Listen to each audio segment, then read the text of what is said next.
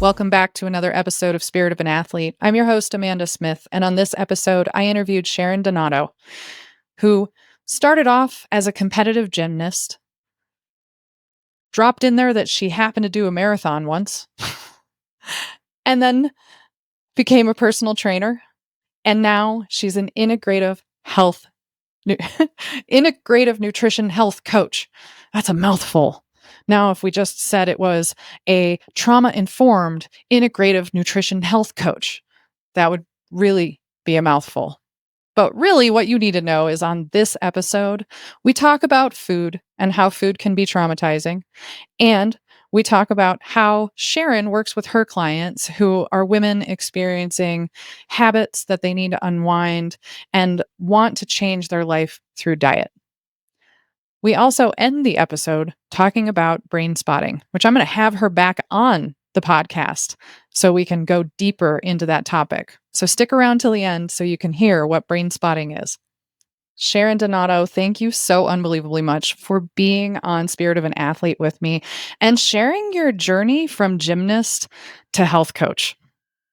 Absolutely. I'm glad to be here. Yay. Okay. So you were a competitive gymnast. How old were you when you started? I started late for, I'd say, for high level gymnastics. I was not an Olympic hopeful, but I was the kind of hardworking, maybe a lot of hard work, not as much talent kind of a gymnast. I started when I was 9 and I competed until I was 18. I retired at the ripe age of 18. Why did you retire?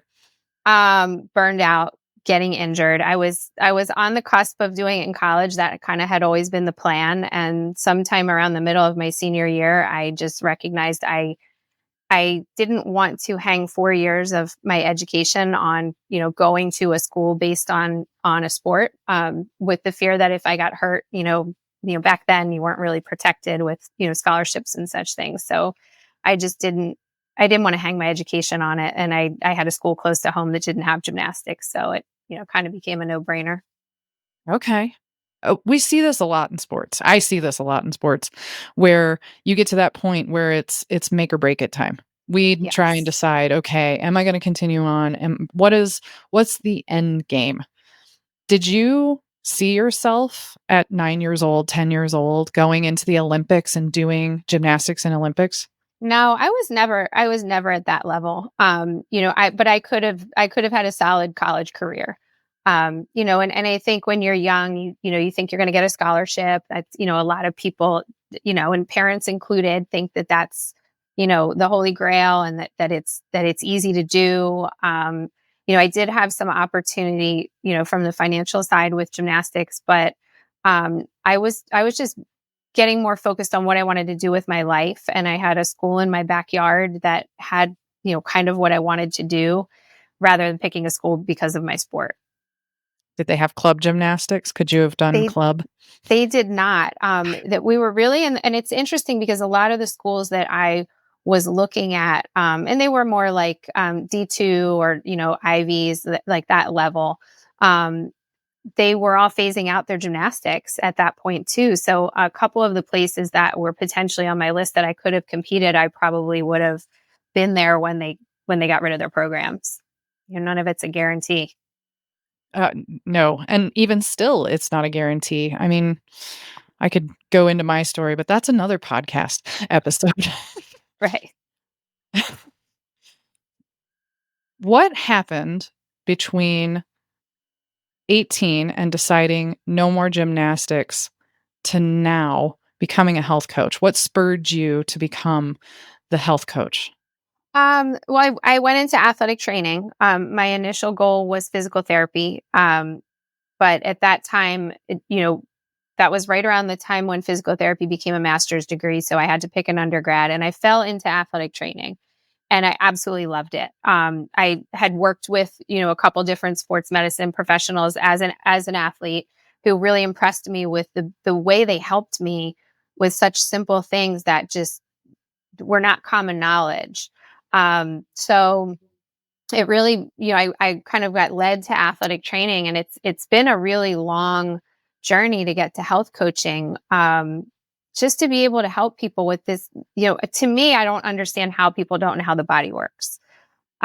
So one of the coolest things I've been able to do with my own kids is just really instill in them how their body works, how you can enhance your performance, the things that interfere with your performance. And I think if I had known a lot of those things when I was competing, even things around food and nutrition, that I would have been so much more successful and healthier, and probably would have enjoyed it a whole lot more too, if I'm being honest. I get that. I definitely get that. I feel like I understood my body to a certain extent all the way through my college experience. And if I would have known the things that I know now, I would have been such a better athlete. I would have been so much better fed and so much stronger. And that would have Absolutely. both of those things would have bolstered my game. So I totally understand where you're coming from when you say that. What is one thing that if you could go back in time to your 18-year-old self, what is one thing that you know now that you wish you would have known then? Oh my gosh. One thing, One. just one. Let me pick one. The food is fuel. That Nice. food is fuel. It really is as simple as that. I work with a lot of women, into their 30s, 40s, 50s who still have this relationship with food, whether that came from athletics or just came from, life or their home life, society, all the different things that we, pick up along the way. But I think that has been the most freeing thing for me, to recognize that food is just fuel. How do most of your clients see food?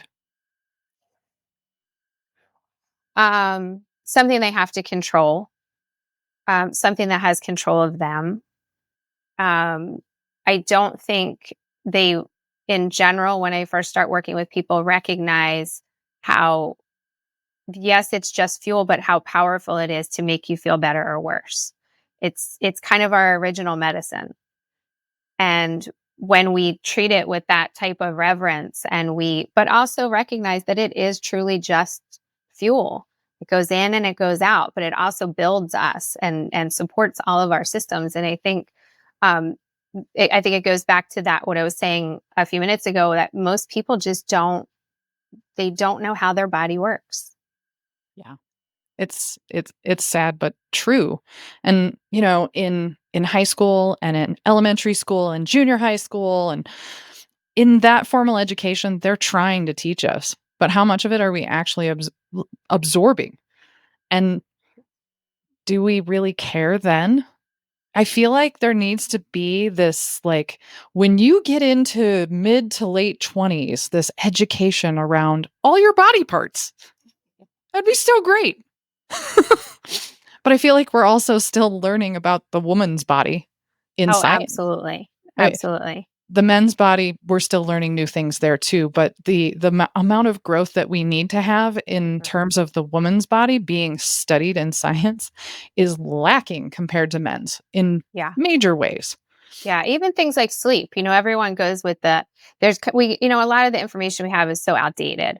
And I think people get very married to what they've been told, 8 hours of sleep, 8 glasses of water. Y- That neither of those is probably accurate for most people. Correct. So, it's also learning that to listen to your body, to listen to your intuition, what feels good to you when I thought there was something wrong with me because I needed 9 hours of sleep. Like, I truly thought, oh my gosh, what's wrong with me? Why do I need so much sleep? Well, the reality is 8 hours of sleep is based on men. It is not based on women. And it's certainly not based on women of like reproductive age or, in that time frame, or when they're menstruating and they need an extra hour of sleep. We're not taught any of that. Right. It's actually it was funny. I heard this not too long ago. It's based off of men with sleep apnea. Oh gosh. Yeah, they need 8 hours. And what they're finding now as women start to get studied more is Mhm. that women really need 9 to 10 hours of sleep. Right. And the 8 cups of water, that I feel like they pulled that out of their butt. And then the other statistic that I love to talk about is, the 10,000 steps a day. Yes.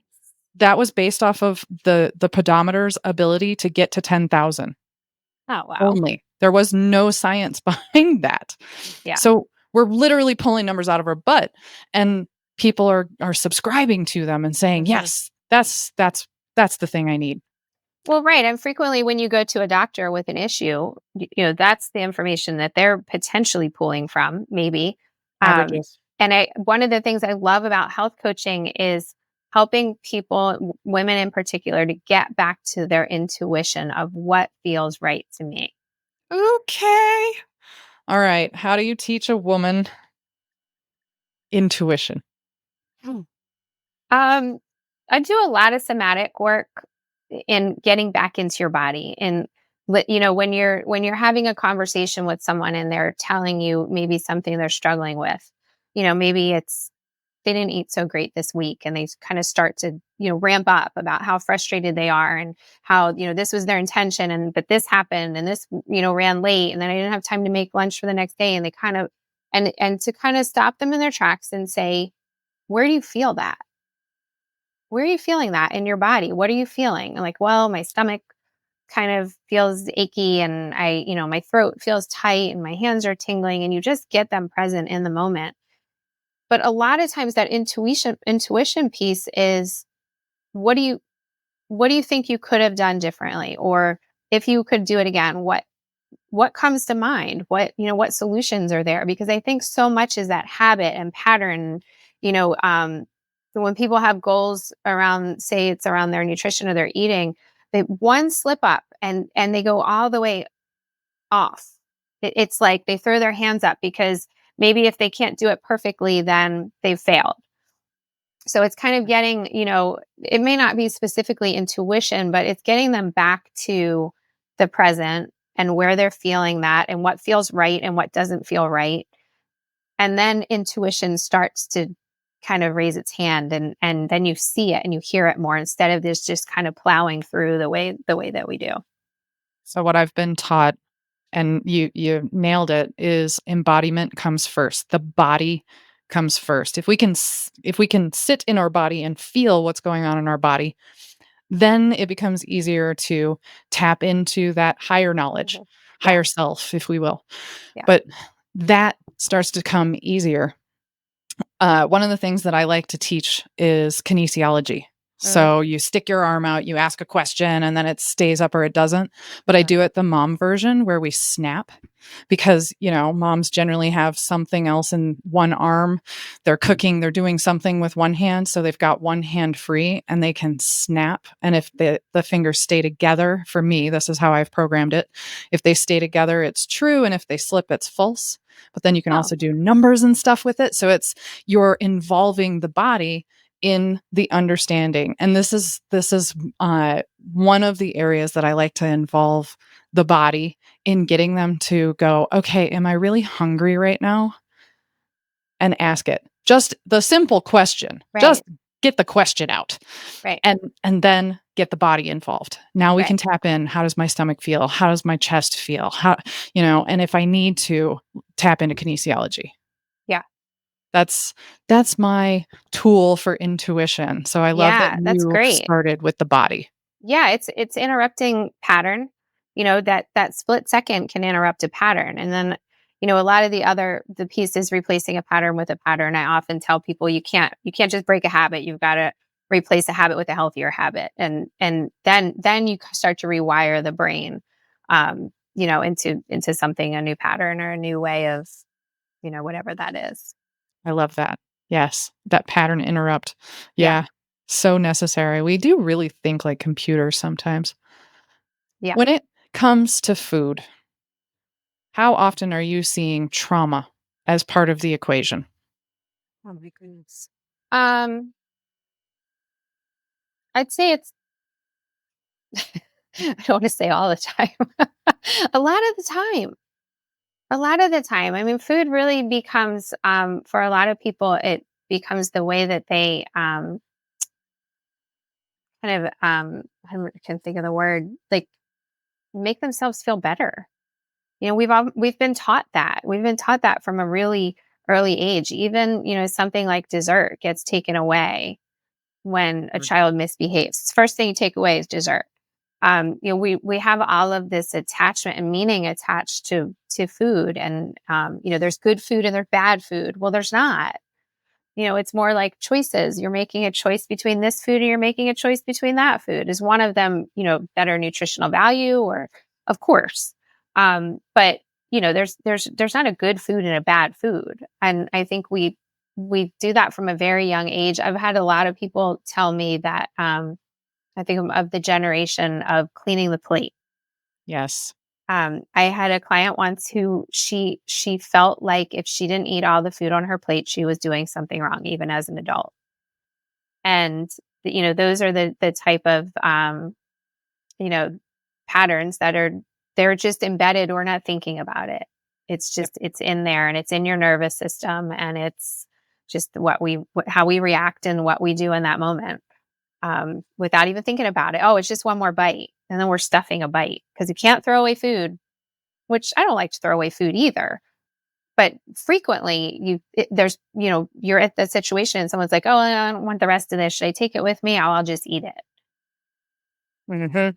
I feel like that's a generational thing. So we had the silent generation who basically put on the boomer generation, you have to clean your plate because they lived in lack when it came to that in their growing up in their time frame. And now we've got the boomers who are teaching the millennials, okay, or the zennials and the millennials, okay, you've got to clean your plate, but have a little awareness around it. Maybe take a Right, doggy bag home. right, right, And then what do we do with that doggy bag? It sits in our fridge, and then eventually we just chuck it in the right, garbage anyways. right.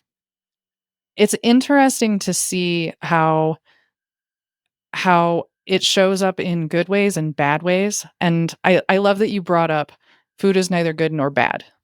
It's does it serve us or doesn't it serve us? Right, That's really what it boils down to. It's not that an Oreo cookie is bad, it's that it might not serve us in that moment. right. And if you have certain goals around your eating and you choose to eat that, w- what's the story you're telling yourself after it happens? Oh, yeah. It's that the shame that there's a lot of shame attached to food for people. There Yes. really is, particularly women. I kind of always go back to women. I can't necessarily speak for men. I'm not a man. But I know that some of these things carry over, but I do really think it's more particularly applies to women, The shame um, game. when it comes to that. Yeah. Well, it's also the dopamine hit, right? Yeah, So we're going to dessert after dinner every single night because we're looking for a dopamine hit. We're looking for something to make us feel better after a long day. yeah, And then the guilt, the shame, the grief happens right. afterward. And how do you help people who are navigating that? What's the first step that you help them with? Um, I think learning how to give yourself grace is huge, when it comes to your goals. That idea of perfection, and I see perfection as this kind of like protective part that a lot of women carry. And I think recognizing that you're not going to do it perfectly, and when you fail to meet kind of your own expectation or standard of yourself, that okay, that happened. Now it's in the rear view, and I'm not going to beat myself up about it for however long. And I think getting people to understand that you're making choices, like these are just all choices, and you get to make the choice over and over and over again as to how you're going to approach food and what your relationship is going to be with food. I also do some education around what our food supply is like, and what that it's working against us in a lot of ways, too many ways. I've told several people lately that the high fructose corn syrup is to processed food as nicotine is to cigarettes. And that sends off some real light bulb moments for people when they recognize that that is put in there to make me want more of it. Mhm.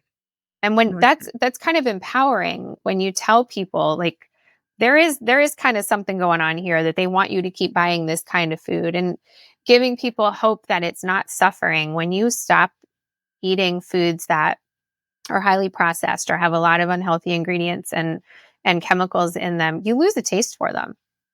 It doesn't taste as good as you remember it tasting when you have that like cheat and then you're just like, ooh, that wasn't really worth it anymore. So I think assuring people that this isn't like you're not going to suffer. This isn't, here to make you suffer and never have your, quote favorite foods. Yeah.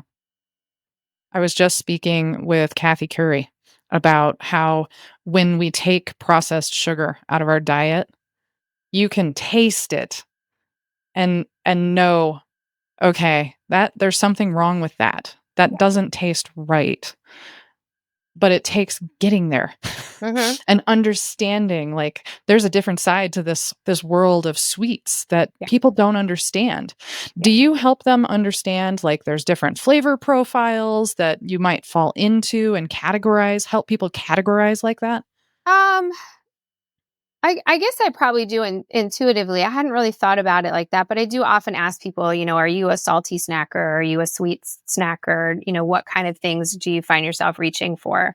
Because I think it's that like knowledge is power, knowing, which foods are kind of pulling you, as you're kind of, you know, the cheap foods or, those certain flavors that are going to attract you more. That you just need to have some more awareness around. So I guess I probably do without really kind of outwardly doing that. I love that. Yeah. Yeah. Is it something sweet and crunchy? Is it something, salty and crunchy? Is it something sweet and mushy? Yeah. The Well, it's wild too because so I had a chocolate ice cream addiction for quite some time. I ran a marathon in 2001 and I was really losing a lot of weight because I was training so hard and I didn't want I was tiny and I didn't want to lose more than I was losing, but I couldn't really pack on enough food. So I started eating chocolate ice cream every night with half and half, and I would mix it into it was Breyers, so at least it was kind of clean. healthier. And I would pour half and half in it and mix it into this like thick shake. And I kid you not, I did that for like 20 years. Um, and I gave up dairy in general a few years ago due to a thyroid issue, but I didn't realize how that was affecting me, like, as I kind of got into, perimenopause and menopause age and just that sugar at night.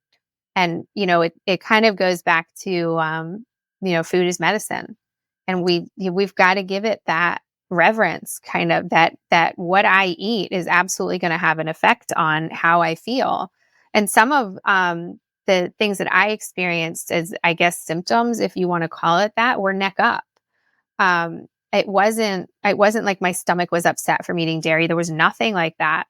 But what made me think of that was when I gave up. So I used to mix it in a mug, and that was my nighttime thing. After dinner, I had my chocolate ice cream in a mug. And when I gave that up, I kept the mug and I switched to tea, which was not the same, but it was something about holding my mug at night after, we're watching TV, I've had dinner, that habit. And now I don't even really drink tea every night, but that there was a habit piece to that too. It wasn't just the chocolate ice cream. It was just this ritual of what I did at night. And a lot of Mhm. people do that even around like alcohol, like wine. There's Yes. so many women who need that glass of wine at night and it's the ritual. Mhm. And they Yep. don't even realize the negative impact it's having on them. Um, and they for some reason they just can't seem to break the ritual. They're not necessarily an alcoholic because they have 4 ounces of wine every night, but for whatever reason, even when they're choosing not to do it, they end up with it in their hands. Mhm. Yeah. Back to that education piece. Yeah. Teaching people about their bodies. If you Mhm. don't have an off switch, you're probably an alcoholic, which means you have to have the alcohol all the time. But if you just have a habit, well, that's different. I Yeah. love that you eased your way out of it. Mhm. Do you use that as a technique with your people? Easing a way out of which thing? Out of habits. When we Um, notice, okay, this is a habit. yeah, I that's part of the giving grace. That's part of taking your time. Like some of this is healing too. There's healing that goes with, when you start to kind of dig into root cause of, why this is this way, or why is your relationship with food this way, or, why you have this certain habit. And when you start to uncover those root causes, I think you have to be really gentle with yourself, because you can only heal at the pace that your body will allow you. And your nervous system will only recover at the pace it wants safety. It's seeking comfort. It's seeking those things, even if those things aren't good for you. So, it's going to go towards a bad habit that's familiar before it's going to go towards a good habit that's unfamiliar, because our system doesn't want to go into the unfamiliar. We don't know that that's safe. Mhm. So I think, it's that consciousness. It's getting people to really kind of be aware and to slow down and to think. But also to just, okay, it didn't work out today. So tomorrow I'm going to try again. And giving them that reassurance, I think, is so important. Validating, that they feel frustrated, but also like, okay, so we start again. Mhm. One of the things you and I talked about in the pre-interview was Pareto's Law, 80/20. How do Hmm. you use 80/20 with your clients? Gosh, I use 80/20 and everything pretty Right? So do much. I. Yeah. Um, Life. y- I think it can be a little bit of a trap of good and bad. It can, shine the light on that a little bit, but it's more like recognizing nobody really likes to be told what to do. We don't like no we don't even like to tell ourselves what to do. When we start to say I have to do this, or I need to do that, I think that 20 can start to become the negative piece or seen as a reward. Um and I guess I just try to help people understand that that's the imperfection. You don't have to set up your meals for the week and say, well, 80% of this is my goal type of foods, and this 20% I'm going to do over here, here, and here. It's more like allowing for it, almost as stuff happens. And you know what? They had a celebration at work, and they had cupcakes, and I had the cupcake. And it's fascinating, because even when I do that for my own self, it's interesting to watch other people's reaction around it. Like, they're almost like apologetic, like, "Oh, sorry, we have cupcakes." I'm like, "It's all good. You're Right? each cupcake. You're not hurting my feelings." Like, because I really have been able to kind of just put that little space in there of it's not bad. But if that cupcake looks really good, then I might have a cupcake. And that's part of my 20, you Mhm. know? Yep. The grace. I love that you say that. You give yourself grace. That's the 80/20 rule right there for me, Yeah. is finding that grace, because if I don't do it 20% of the time, the other 80% of the time will help carry me through. Absolutely. And I always say our body is, it is capable of tolerating the 20%. It can function just fine with those, little choices that you're making for the cupcake or the ice cream or whatever that is. Um, it's when we start to go beyond that our body starts to struggle and suffer. So, really it's kind of just going back to that, understanding how the body works and how it clears toxins, and how, foods that have a lot of preservatives and chemicals and junk, they're toxins. You would think it would be preserving us for death. Right. Right. But Right. no, that's not how that works, Well, and unfortunately. even that you can get more sensitive to them. Things that I used to, I have found as I've gotten older, I can't really tolerate any amount of alcohol anymore. Yeah. It just, my body is like, that's poison. Don't do that. it Yep. makes me, it makes me very aware that I don't want to do that again. Um, and everybody's different, right? Some people, they don't seem to have that effect. I think I've gotten more sensitive to certain things as I've removed it, and then I just don't really want it. Yes. Yes. That's how I feel with processed sugar. Yeah. I've removed it for a long enough period of time now that when I do have it, I'm like, that's nah." Yeah. The same with alcohol. As I get older, the more I'm like, "Nah, that doesn't serve me." Right. even a little Right. anymore. Right. Whereas when I was in my 20s and early 30s, I was like, yeah, that serves me for now. Yeah. And yeah, it's like riding roller coasters. Yeah. I used to Right. love riding roller coasters. Now it's like, oh my gosh, don't put me on anything that spins. Right. Right. Exactly. Thank you, nervous system, for aging. Yeah. Sharon, where can people find you on the internet? So, I have my website is Sharon Donato at thementalwellbeingcompany.com. Sharon Donato dot Mental. thementalwellbeing.com. Yep. That is a franchise that I work with that I do some coaching through, but that's the best way to reach me. There's a contact for discovery call there. Also, my email, shdonato@gmail works as well. I'm on Excellent. Facebook. I have a private group on Facebook, Sharon Donato Wellness Unlocked. So that would be, another good spot.